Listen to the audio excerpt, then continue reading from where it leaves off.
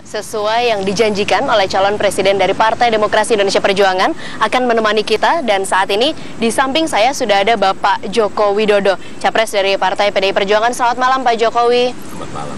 Bapak, tadi kami sudah menjanjikan kepada pemirsa kita akan langsung berbincang mengenai topik yang saat ini sedang hangat-hangatnya nih Pak, tentang siapa rencananya nama-nama dari cawapres yang akan mendampingi Bapak di Pilpres mendatang. Ya, ini semuanya masih dalam proses,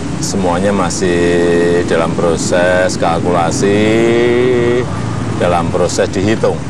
Karena ini bukan masalah presidennya siapa, cawapresnya siapa, Jokowi dengan siapa. Ini adalah masalah masa depan bangsa kita. Masalah bangsa dan negara, masalah 240 juta penduduk Indonesia. Jadi tidak bisa kita dikejar-kejar harus waktunya ini, atau yang punya elektabilitas tinggi harus, tidak itu. Kita tidak ingin sembarangan. Kita betul-betul harus menghitung, betul-betul harus mengkalkulasi bahwa pasangan presiden dan wakil presiden ini betul-betul nanti mempunyai kemanfaatan yang besar bagi bangsa, negara, dan rakyat Indonesia. Bapak, ini menarik nih Pak, tadi kan disampaikan cawapresnya harus memberikan kemanfaatan yang besar bagi bangsa, dan ini urusannya dengan 240 juta masyarakat Indonesia gitu. Salah satu nama yang digadang-gadang ini ada yang sudah pernah memimpin bangsa Pak, berarti kan istilahnya sudah sedikit teruji lah, bener nggak Pak? Saya tidak bisa menyebutkan nama atau memberikan indikasi nama karena masih inisial dalam proses. Inisial, Pak? Inisial juga tidak, tapi kalau huruf bisa lah antara A sampai Z kira-kira itu. Di antara itu ya? Iya. Bapak, tapi tadi disampaikan nama-namanya kalau inisial nggak boleh, katanya sudah mengerucut nih ke 2 atau 3 nama. Benar Pak, dalam proses ini memang sudah... proses panjangnya dulu kriteria, kemudian ada nama-nama yang dijaring, kemudian dari 20 mengerucut ke 10, mengerucut ke 5. Kemudian ini mengerucut lagi ke 2 dan 3. Kok 2 dan 3 Pak? Ya, karena masih yang ini dimasukkan, ada yang ini enggak. Karena ini masih proses gitu loh. Wah, ini berarti hitung-hitungannya masih sangat ketat sekali ya Pak ya? Iya, karena sekali lagi ini berhitung dan berkalkulasinya bukan masalah siapa yang mendampingi Jokowi, bukan itu. Sekali lagi bukan itu. Bapak, kalau hitung-hitungannya masih ketat di partai, kita agak minggirkan sedikit hitung-hitungan di partai. Tapi kalau saya bertanya pada Bapak sebagai Joko Widodo, sebagai capres dari PDI Perjuangan yang nantinya akan berpasangan dengan cawapres, saya sebut nih Pak, kalau dengan Pak JK, bagaimana tanggapan Bapak terhadap sosok Pak Yusuf Kalla ini Pak? Kan ini namanya banyak sekali disebut nih Pak. Gimana Bapak? Ini JK, pribadi loh, pribadi. Ya, Pak JK saya kira sangat bagus, punya pengalaman, lincah dan cekatan. Saya kira dukungan dari basis massa juga ada. Berarti kemampuan ada, elektabilitas ada. Ini masuk kriteria Pak?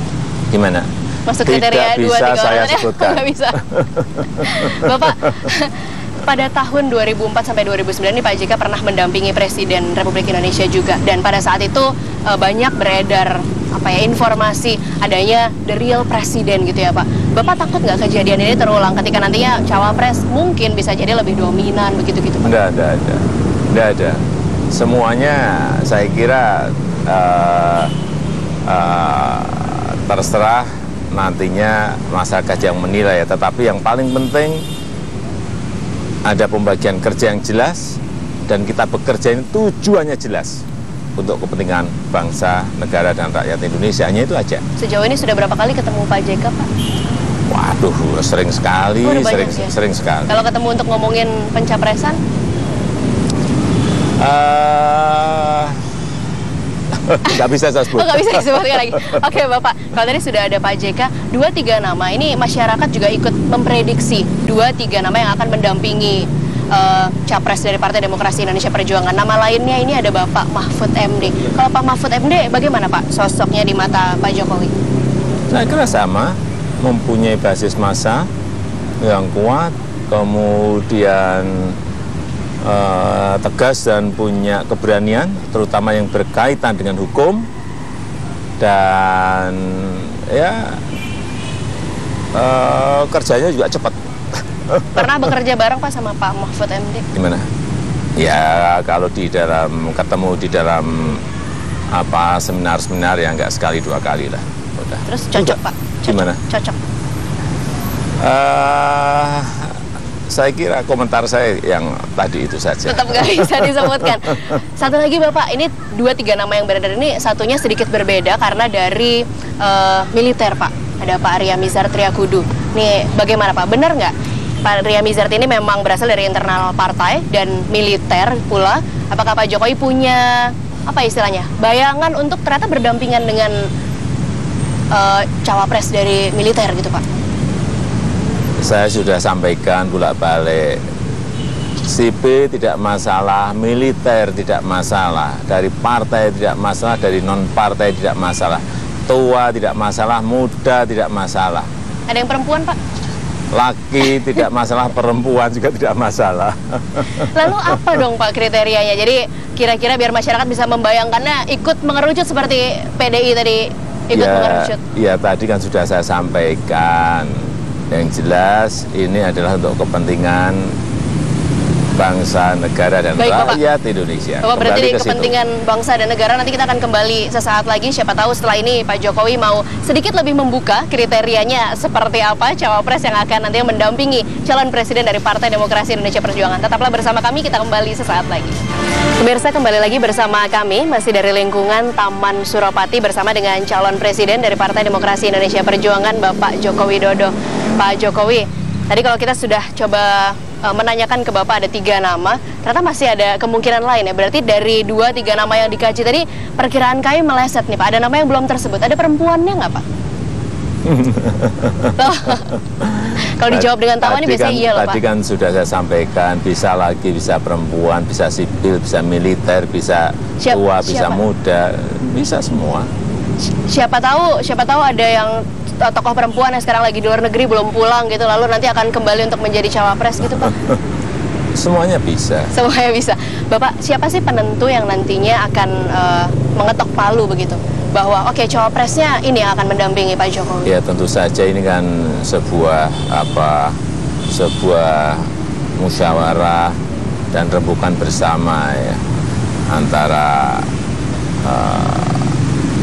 partai, dalam hal ini PDI Perjuangan, ada Nasdem, ada ketua umum di PDI Perjuangan, ada ketua umum di Nasdem, semuanya, dan saya tentu saja dimasuk di dalamnya. Tetapi tentu saja nanti pada akhirnya, karena yang berpasangan adalah presiden yang diberikan terakhir ke Jadi namanya saya. terakhir ada di kantongnya Pak Jokowi ya Pak ya? Ya belum. Oh belum. Bapak, tapi benar ada tim 11 yang dibentuk khusus untuk penentuan ini? Memang sejak awal tadi saya sampaikan yang ada kriteria, kemudian masuk nama, kemudian dikerucutkan. Jadi ada ya Pak ya tim 11. Bapak kalau untuk ke depannya pasti membawa nama partai, bendera besar Partai Demokrasi Indonesia Perjuangan. Bapak juga memiliki visi misi yang akan diterapkan kepada bangsa ini. Karena dari tadi kan yang kita bicarakan adalah untuk memajukan bangsa. Apa sih Pak kalau Pak Joko Widodo, ini bukan kampanye ya Pak, tapi kalau saya boleh dapat satu bocoran visi misinya apa? Satu yang sangat penting menurut saya adalah revolusi mental.